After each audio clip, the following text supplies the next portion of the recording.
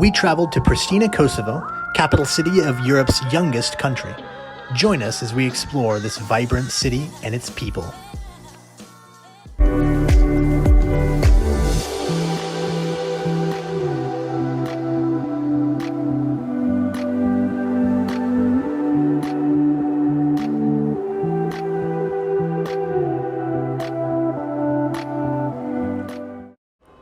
With a population of almost 400,000, Pristina sits in the heart of a region recently racked by some of the worst consequences in the decade-long Balkans conflict that followed the breakup of Yugoslavia at the end of the last century.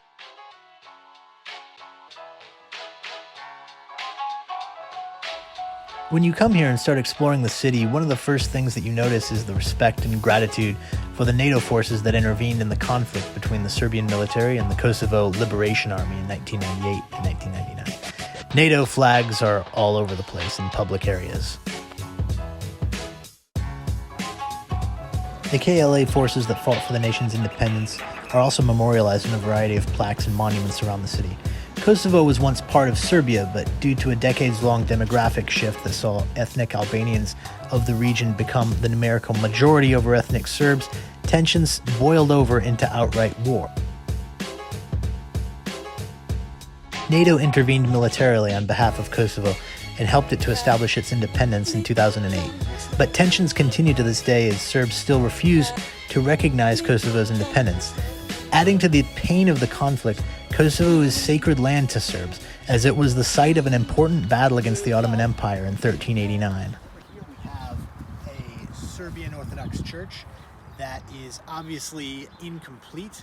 Apparently they started construction of it before Kosovo gained its independence from Serbia, and when that happened, because it's Serbian, the construction of this church stopped. So that's why it looks abandoned and incomplete.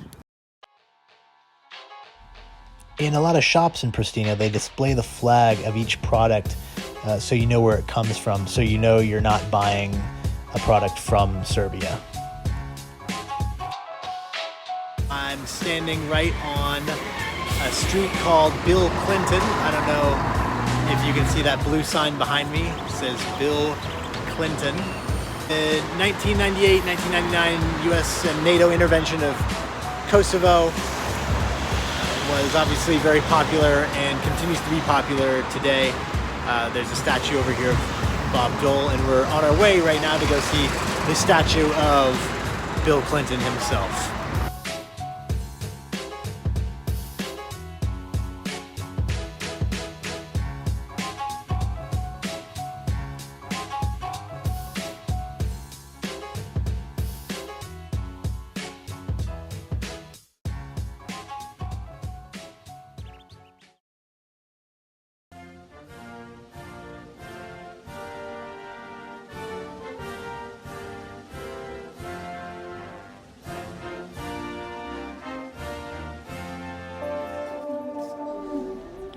The Albanian heritage of the majority of Kosovans is more than obvious as you stroll around the city. There's probably more Albanian flags than Kosovan flags flying around, and my understanding is that while some Kosovans prefer to be independent, there's also a sentiment that leans toward uniting with Albania.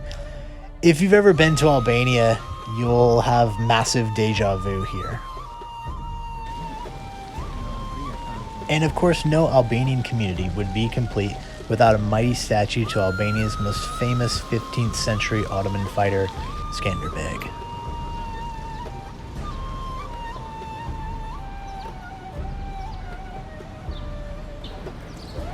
Mother Teresa, another famous Albanian, is prominently represented in the city, most notably with the Mother Teresa Cathedral and the white clock tower that emblematically graces the Pristina skyline. But not all buildings are beautiful here. Behind me is the National University and Library, one of the iconic buildings of Pristina. It was built in 1974 and was designed by the Croatian architect Andrija Mutnaković.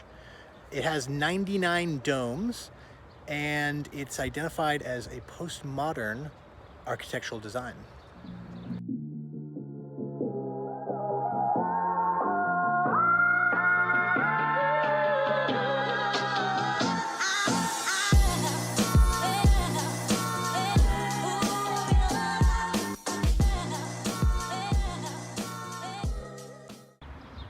All right, what do you think about the National Library? I think it's very weird. A lot of people say that it's very ugly, but it's different. It's, it's just different. It's not ugly for me. No, me neither.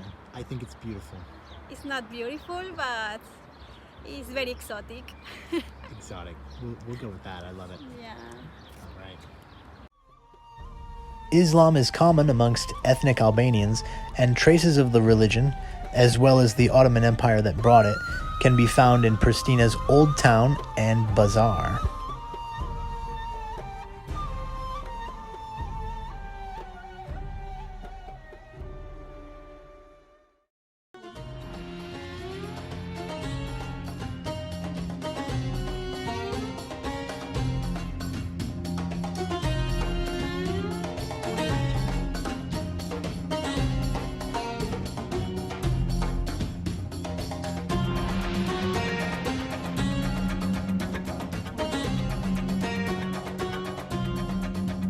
And of course, the Turkish culinary influence.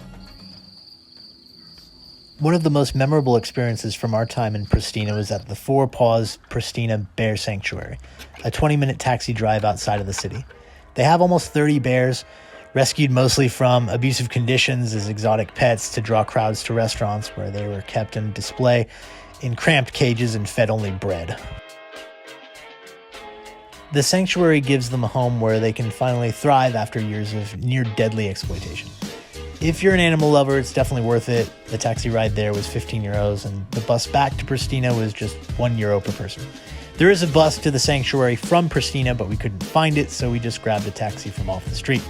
Comment below if you have more details on how to get a bus from Pristina. The entrance to the sanctuary is €2 per adult, and all the proceeds go toward rehabilitating the bears. Plus, the mountain scenery on the way there is just impossible to miss.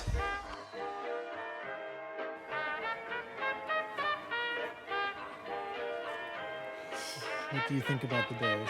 Oh, he's so cute. He's so beautiful. Aren't they?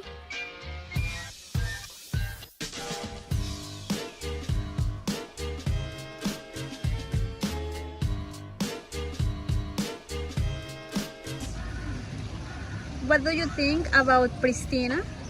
Pristina overall is a beautiful city. There's plenty to do here for 2, 3, maybe 4 days. I definitely recommend it. How are the people? The people are lovely. They're very friendly. They're very warm, and they're happy to help. Level of English is, pretty good in the tourist areas, which that's our specialty. We've stuck mainly to the tourist areas, but even if they don't speak English, it's not a problem. They're super happy to help you. How clean and safe is it? The city's really clean, from what I can tell, and it seems to be pretty safe.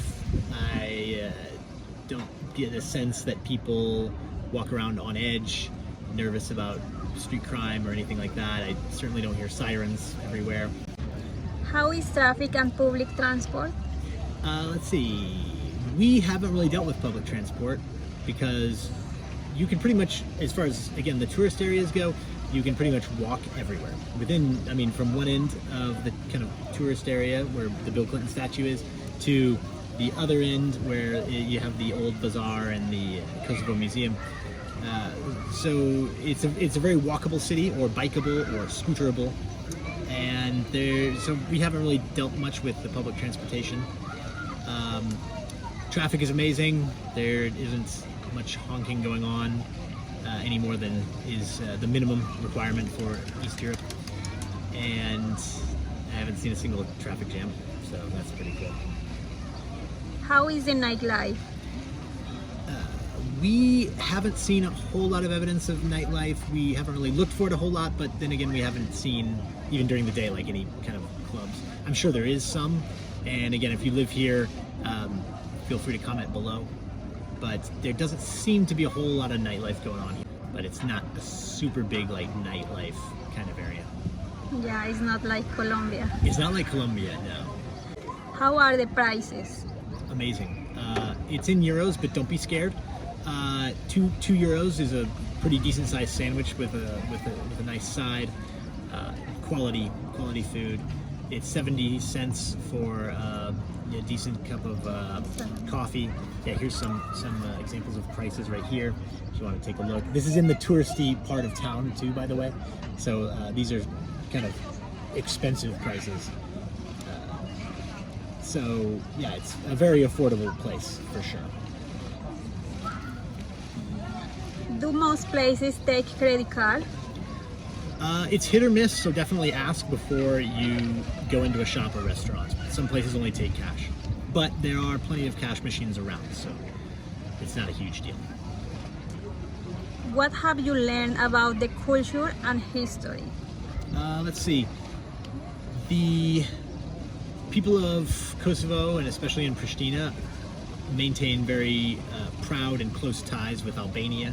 The Albanian flag is everywhere. Albanian music, Albanian cuisine, Albanian traditional dress can be found everywhere here. It's like little Albania here, basically.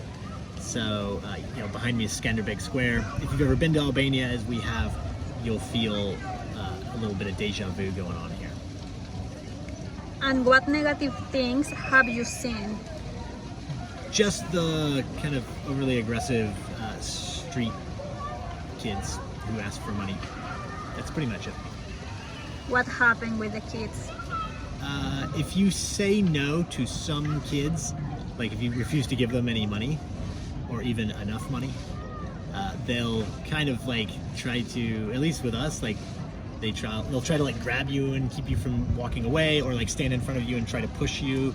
And then if you still refuse, then they might like pull your hair or like give you a little slap or whatever.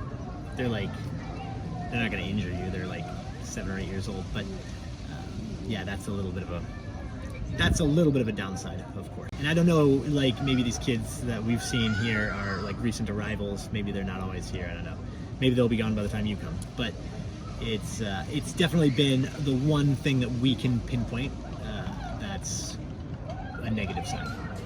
Yeah. Okay, that is all. All right. Thank you, Baba. Don't forget to like And subscribe. See you in the next video. Ciao. Ciao.